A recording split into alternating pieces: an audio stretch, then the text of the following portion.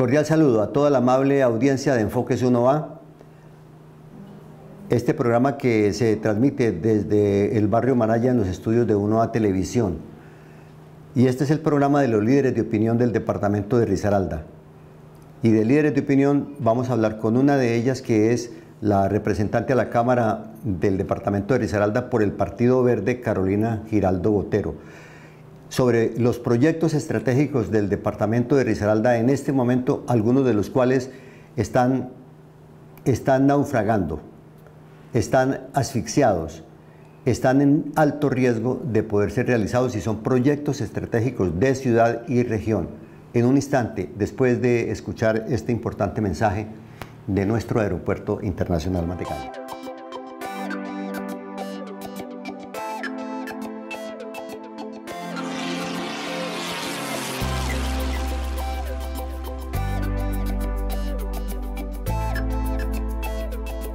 Muchas gracias, doctora Carolina, por asistir al programa Enfoques 1A.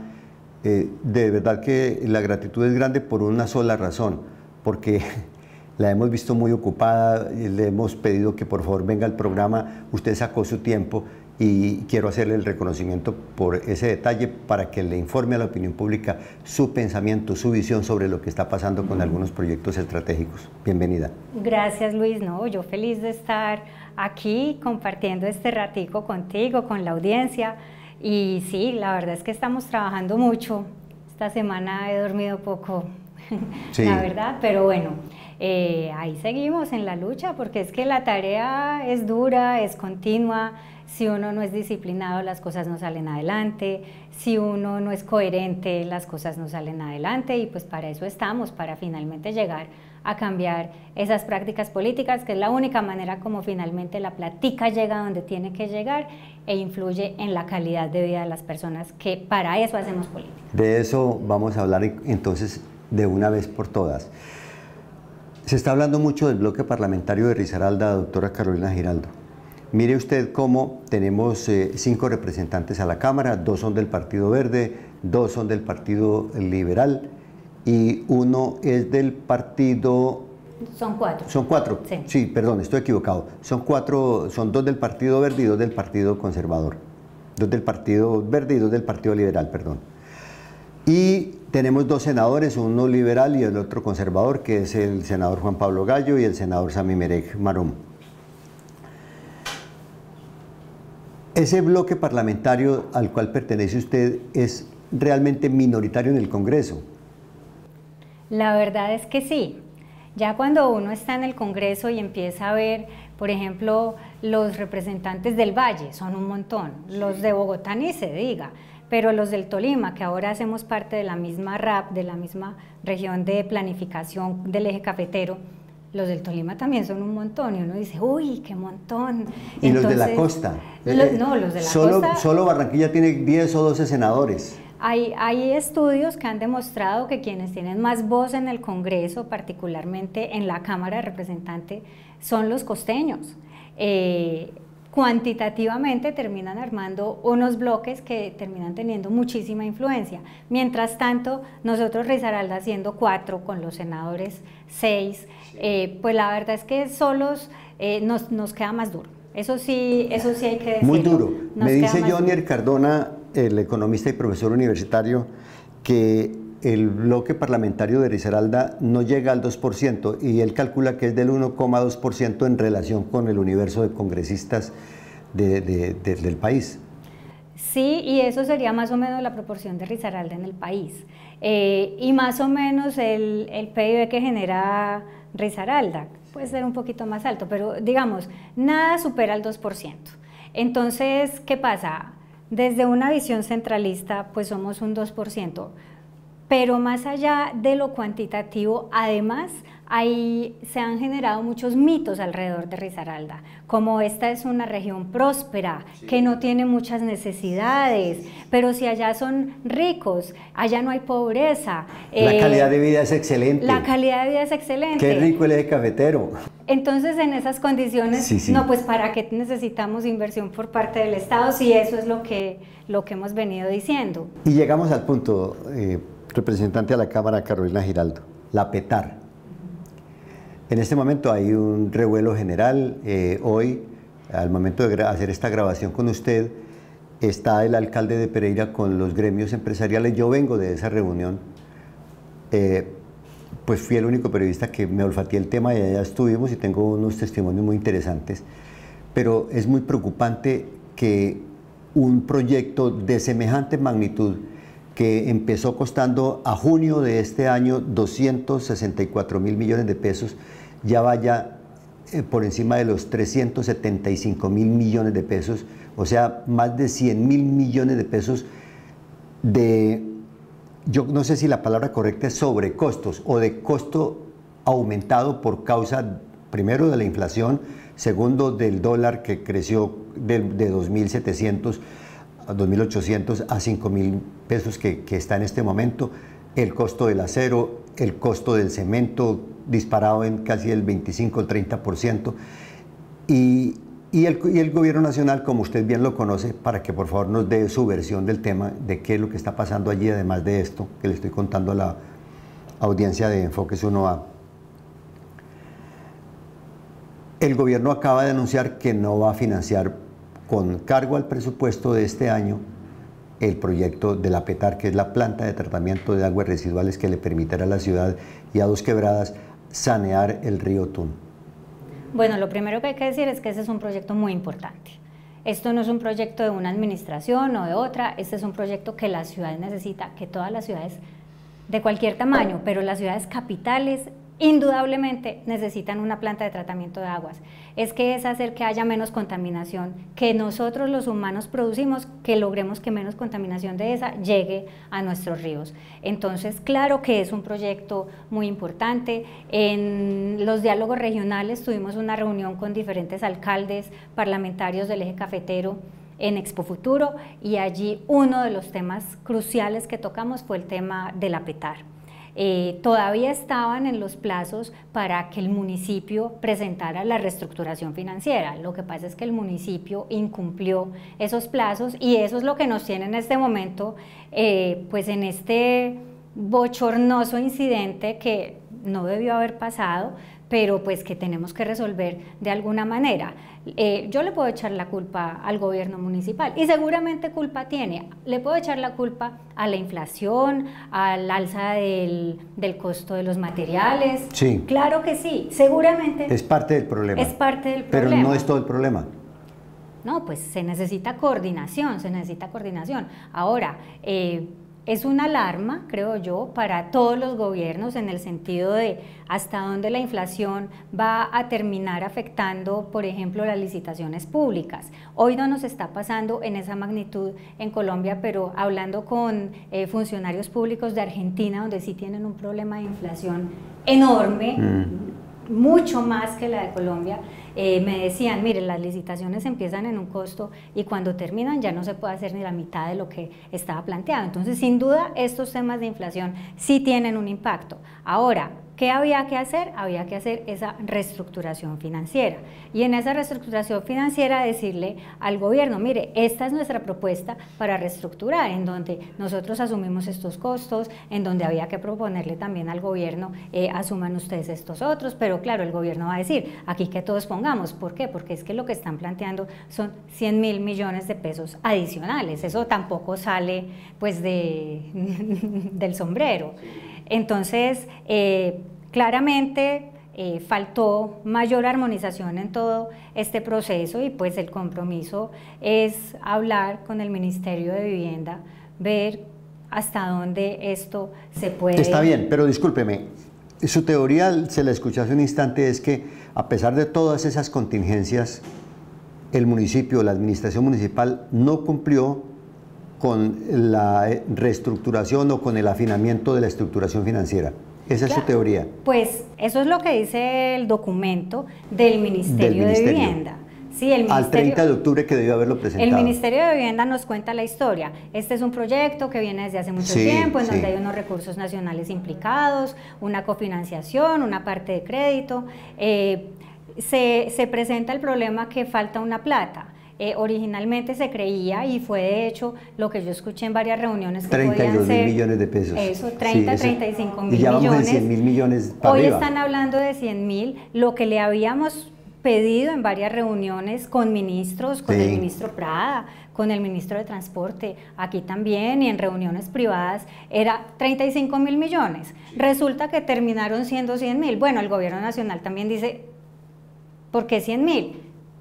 Estructuración financiera, es decir, desglóseme dónde van esos costos, y me parece razonable. Nadie quiere que haya sobrecostos en ninguna obra, yo creo que todos estamos en contra de que cosas como eso pasen.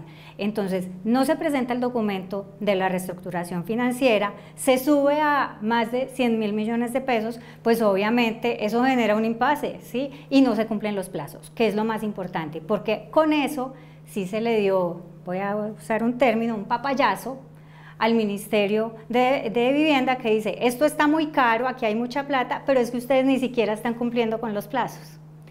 Hay que solucionarlo. Usted lo dice como pereirana, lo dice como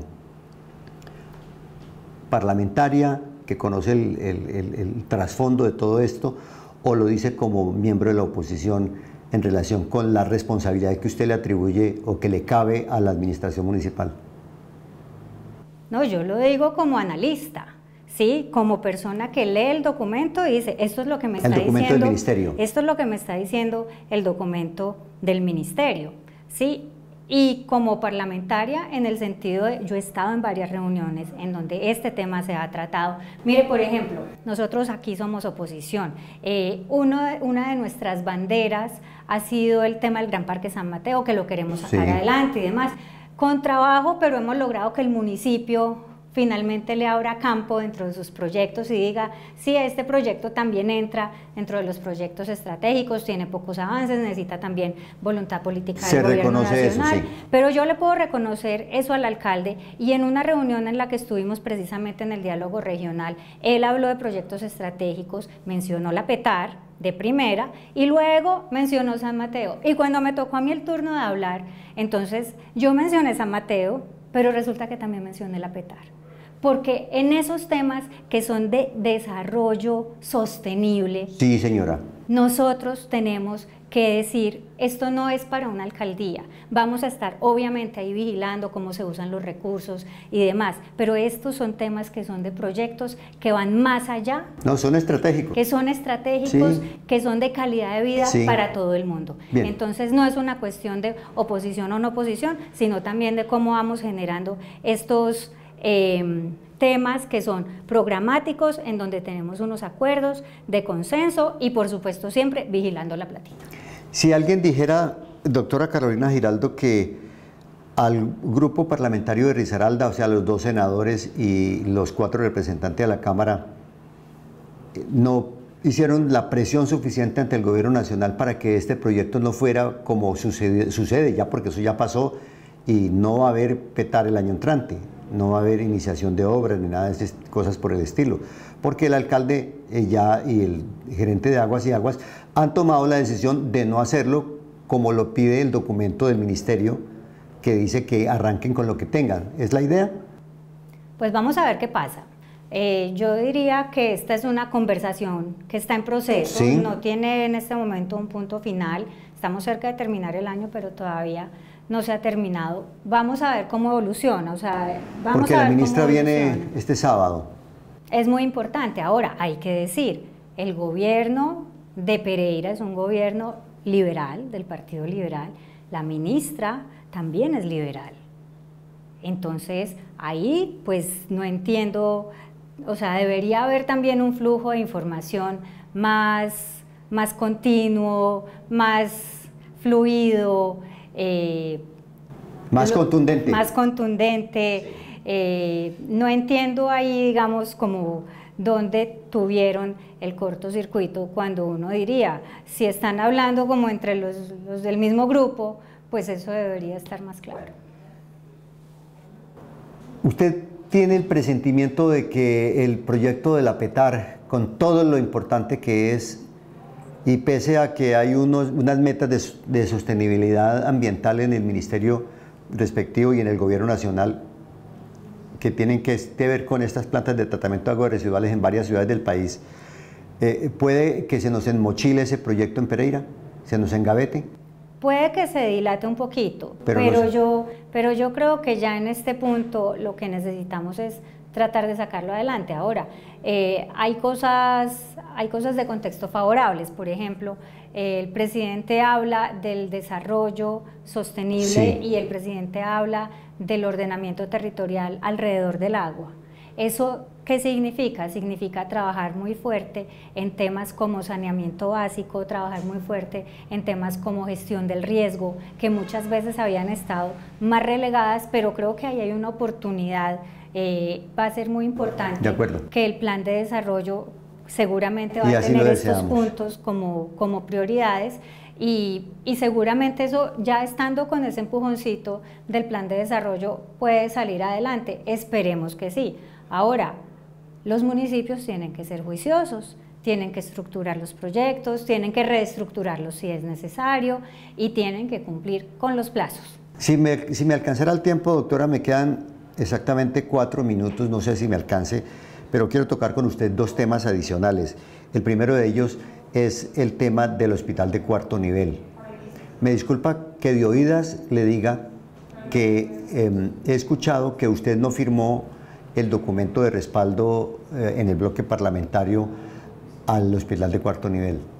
Bueno, nosotros tuvimos una reunión en el Ministerio de Salud y también hemos tenido reuniones aquí con el bloque parlamentario, quienes han estructurado el proyecto por parte de la gobernación.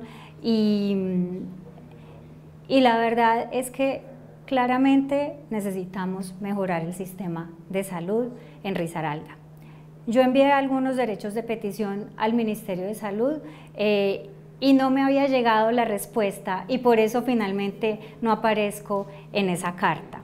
¿Usted esperando que le llegara la respuesta? Esperando que me llegara la respuesta, sí, porque pues uno necesita saber qué firma. Necesitaba información. Exacto. ¿Qué estamos promoviendo? Estamos promoviendo que se haga una veeduría fuerte. Estos son unos recursos muy importantes, son 600.000 millones de pesos por diferentes fases, pero esto de los cuales ya desembolsaron 200.000. Ya desembolsaron 200.000, ya hay una licitación en curso, entonces claramente lo que estamos proponiendo es, bueno, hagámosle veeduría, hagámosle seguimiento, que esto sea una tarea muy seria. Usted está pidiendo es control sobre esos recursos. Control sobre esos recursos, sí. Que se inviertan bien, se Pero necesitan. No es que se oponga al proyecto No me opongo al proyecto.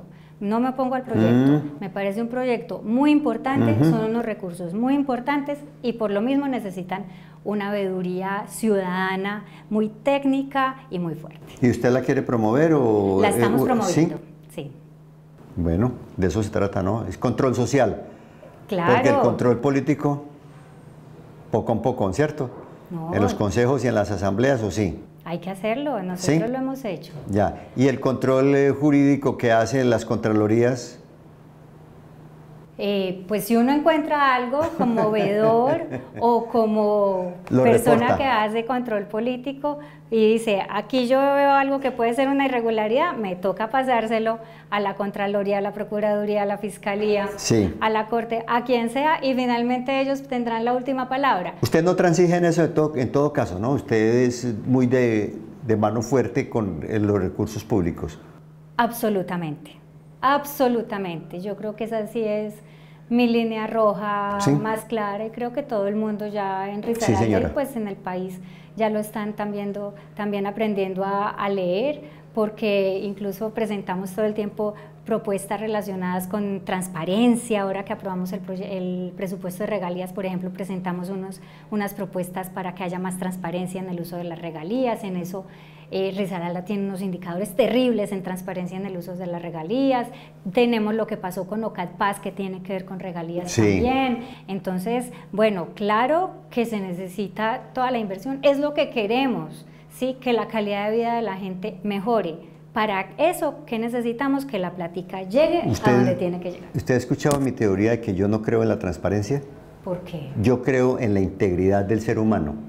Cuando es íntegro, con ética, con moral, al estilo de los griegos antiguos, cuando decían que la ética es la ciencia que enseña la moral. Porque yo comparo la transparencia que se hace en el sector público con una vitrina en un centro comercial, donde a uno le muestran lo bonito de lo que pueden mostrar, lo que no pueden mostrar, los trapos viejos, las segundas, las terceras en producción, ¿cierto? Lo que ya no se vende lo tienen por ahí atrás.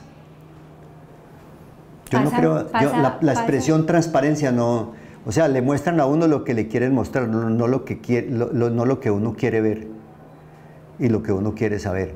Por eso, como en el corazón del periodismo está la duda, me disculpa.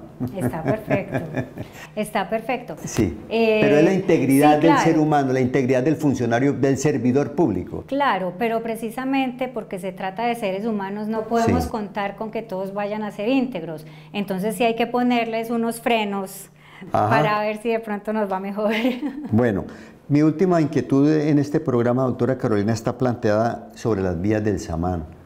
Otro proyecto que está con freno de mano porque 4 días o 2 días antes de que el presidente Duque terminara la administración, a través del Ministerio de Hacienda, le quitaron a la FINDETER, a la Financiera de Desarrollo Territorial, la capacidad de financiar directamente obras a los entes territoriales que le daban una capacidad diferente a lo de los organismos bancarios, a lo de las entidades bancarias del sector privado.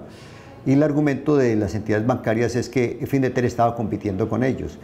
El presidente Duque emitió ese decreto, firmó ese decreto y pues hasta el momento no hay un solo peso para que se inicien las obras de la doble calzada, por ejemplo, que ya está con diseños y lista para licitación, la doble calzada La Romelia del Pollo, que harto se necesita de acuerdo con los derrumbes que están metiendo todo el tráfico de esa vía de la Romelia del Pollo al centro de la ciudad. Sí, esas son otras obras que son importantes, que son infraestructura importante. Yo creo que eso finalmente también se va a dilatar, pero va a salir adelante y de nuevo son recursos públicos importantes y pues habrá también que hacerles veeduría.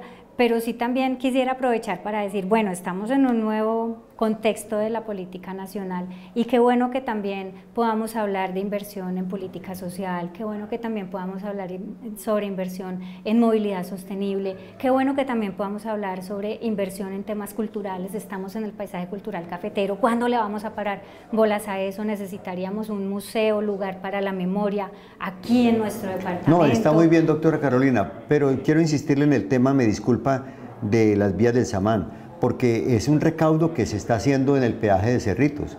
Se espera recaudar 1.200.000 millones de pesos en 17, 20 años y con esos recursos que salen de los bolsillos de los contribuyentes es que se van a financiar esas obras. Claro, que además ya hay un listado de obras que son las que se van Total, a hacer. y es en acuerdo con el Valle del Cauca y con la gobernación del Valle. Ese ejercicio de, digamos, pero está con freno de mano. La clase política sí debería decirle al presidente Petro, presidente, si su antecesor del doctor Duque firmó este decreto, pues en derecho las cosas se deshacen como se hacen. Haga otro decreto entregándole las facultades a FINDETER para que expida los recursos, suelte los recursos, porque sin plata no hacen nada. Sí, yo no sabría decir cuál es la posición del presidente frente a ese tema. El gobernador me dijo que le había pedido al bloque parlamentario que hiciera la gestión. Sí, hacer la gestión para destrabar lo de vías del Samán, sí, claro. Y hemos tenido reuniones. Hemos tenido reuniones donde hemos hablado de las vías del Samán, del hospital de alta complejidad, del tema del Parque San Mateo, del tren de cercanías, de todos estos. ¿Y en vías del Samán qué han hecho? Y en vías del Samán, para todo, digamos, se está pidiendo como una bolsa de inversión que quede priorizada dentro del plan de desarrollo. Ajá. Bueno, entonces, y ahí va. Ahí va. Hay que agilizar eso, es que todo es tan lento en este país, doctora. Lo único que es ágil es la corrupción. Los dineros se escapan como agua entre los dedos. Pero desafortunadamente. Toda la lentitud, es decir, se nos vuela una tortuga, doctora. Sí, pero bueno, hay que seguir adelante, bueno, porque pues para atrás ni para coger impulso. Bien. Ella es Carolina Giraldo Botero, representante a la Cámara por el departamento de Risaralda y el Partido Verde, persona que ha estado trabajando muy activamente en la búsqueda de recursos, en la defensa de los derechos ambientales de la gente y de la sociedad. A la amable audiencia, muchísimas gracias.